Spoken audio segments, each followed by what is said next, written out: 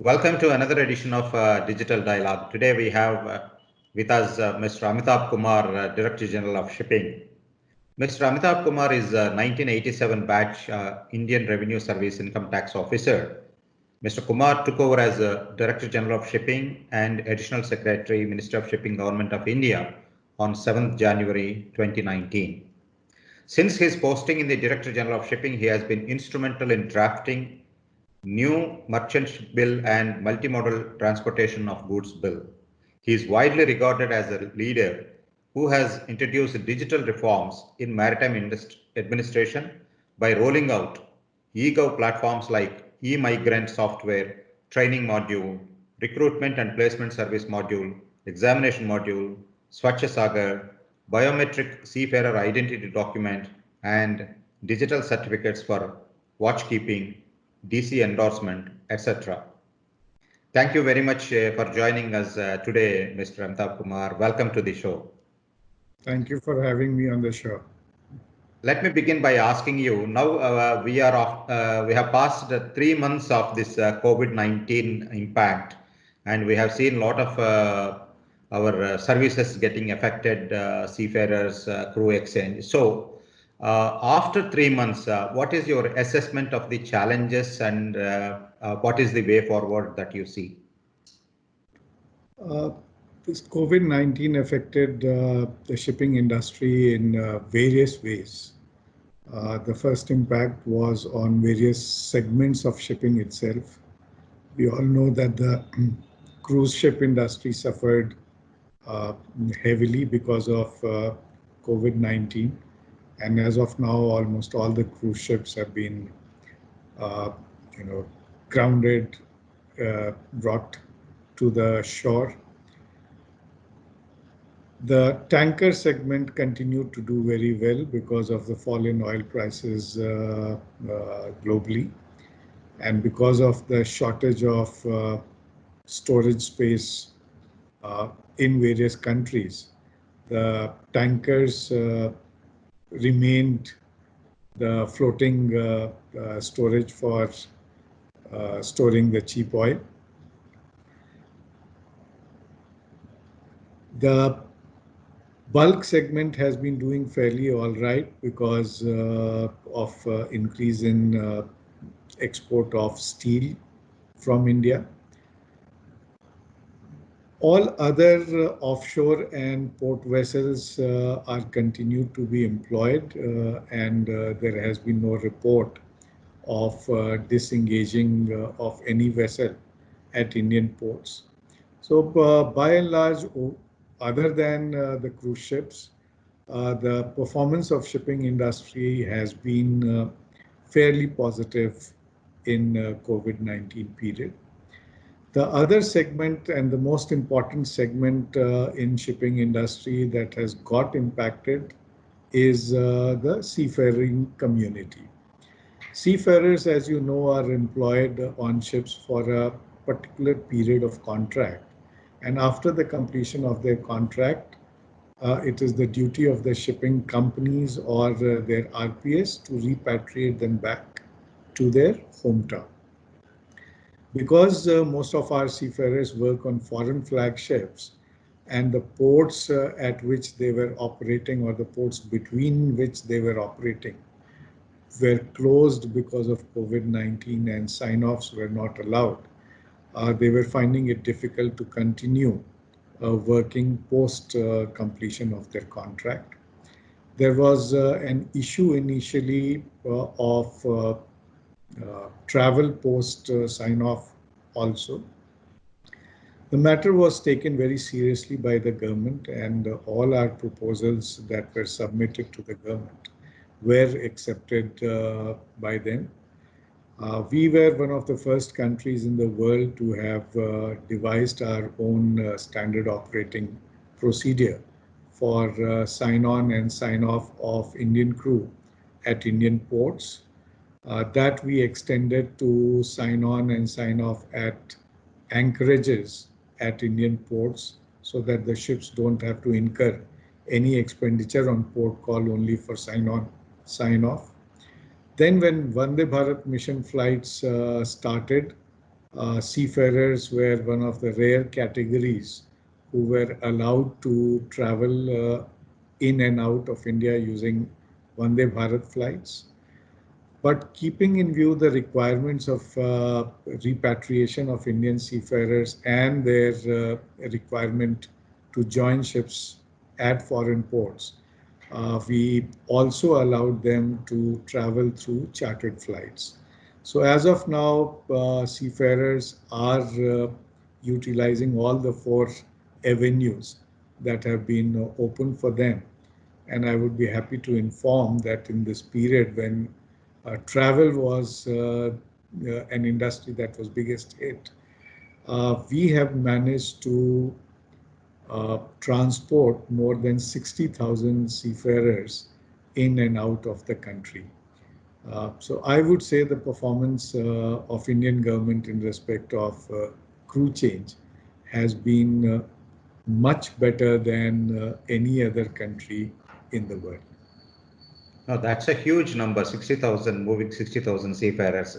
Congratulations on achieving that mammoth task. Recently, I've seen that you have extended this validity of certificates to seafarers. What is the significance of it? As you know, in maritime regulation, the ships need to carry certificate uh, certifying their safety and seaworthiness. Similarly, the seafarers need to carry certificates indicating that they are capable of handling the functions that they perform on board ship. These certificates are issued for a limited period, and its validity needs to be increased, extended after undergoing some training. Unfortunately, because of the COVID-19, all the maritime training institutes were closed, and they continue to remain closed even today.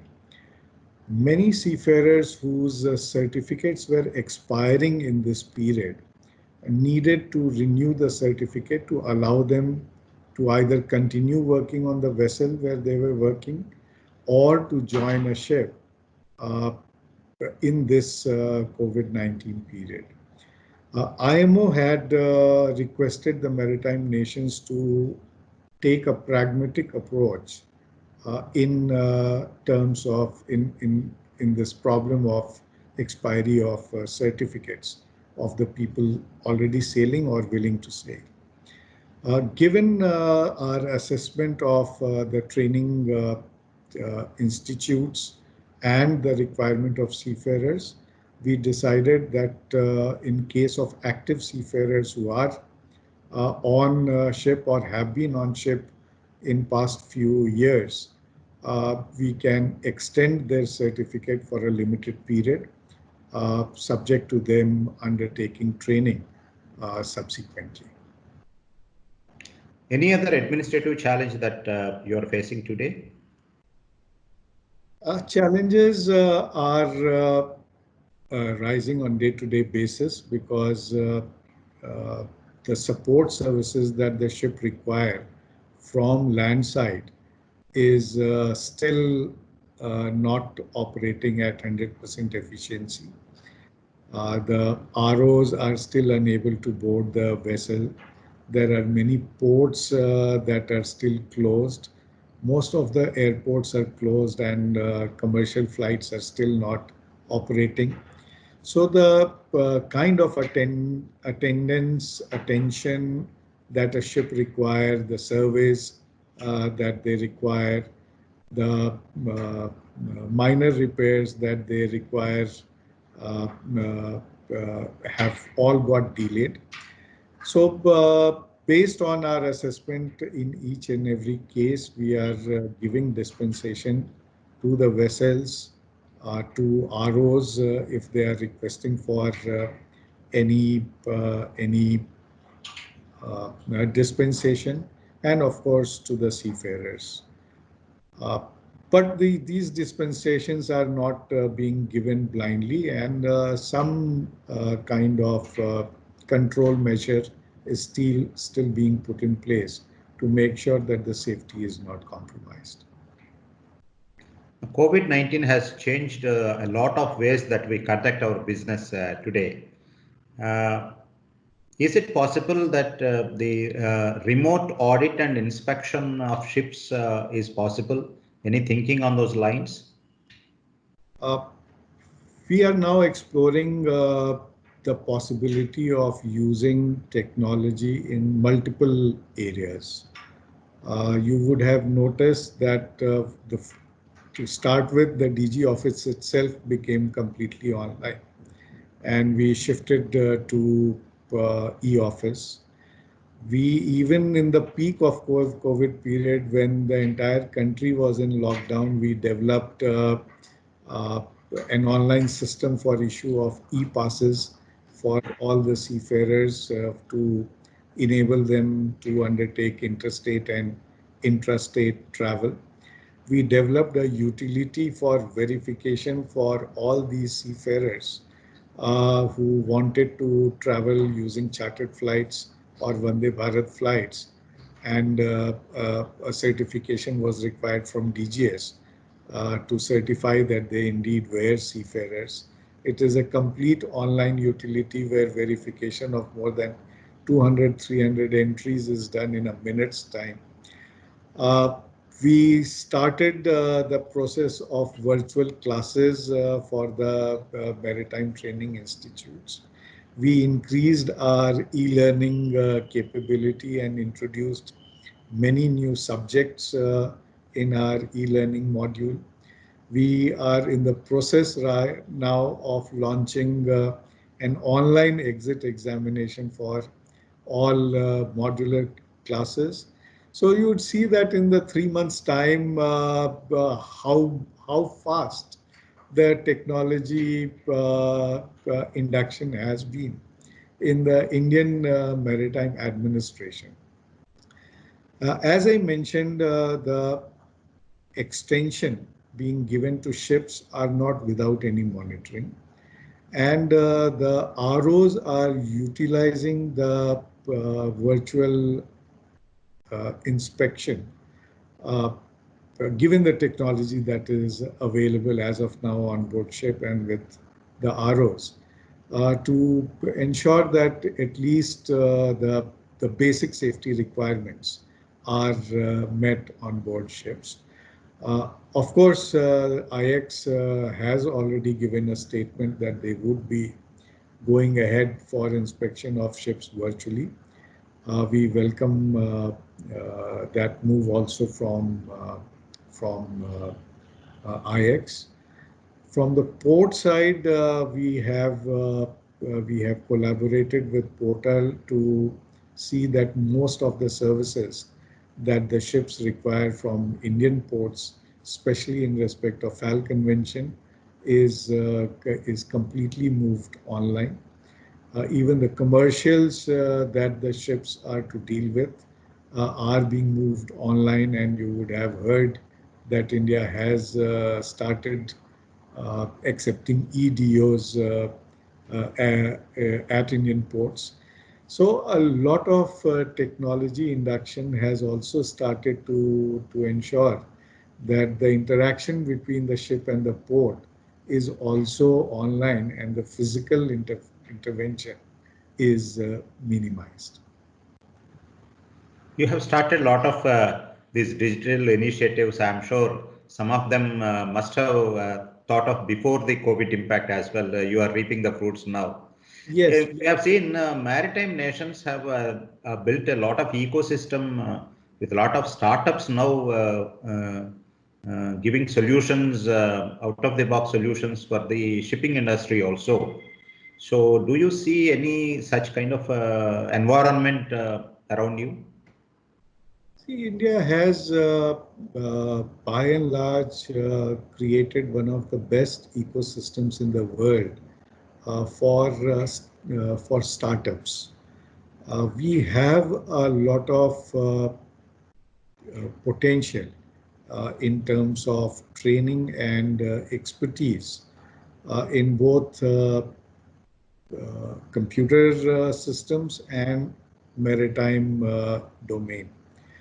Uh, it is just a matter of time that more and more startups will start coming up with solutions that are relevant for the maritime industry.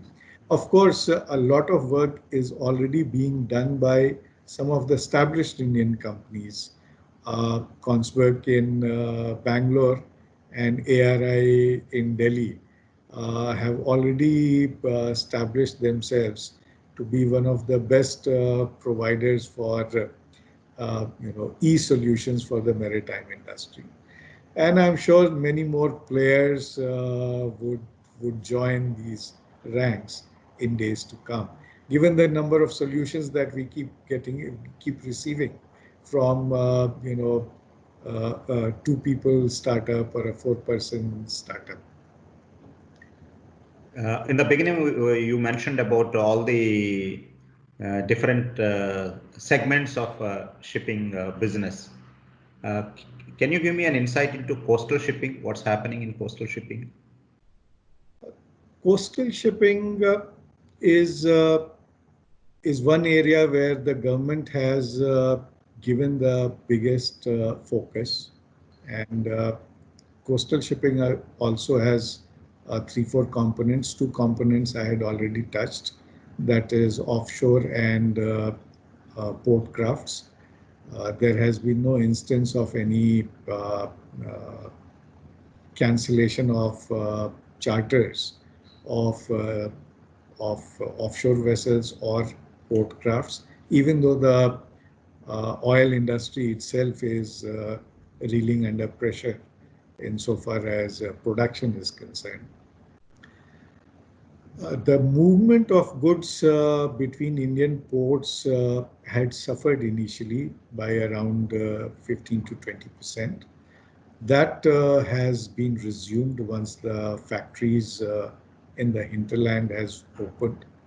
Ultimately, in shipping, we are the logistics supply provider. We are the logistics provider for manufacturing sector and to an extent consumption sector. When manufacturing and consumption suffered, of course, there was a decline in terms of cargo, but that has picked up.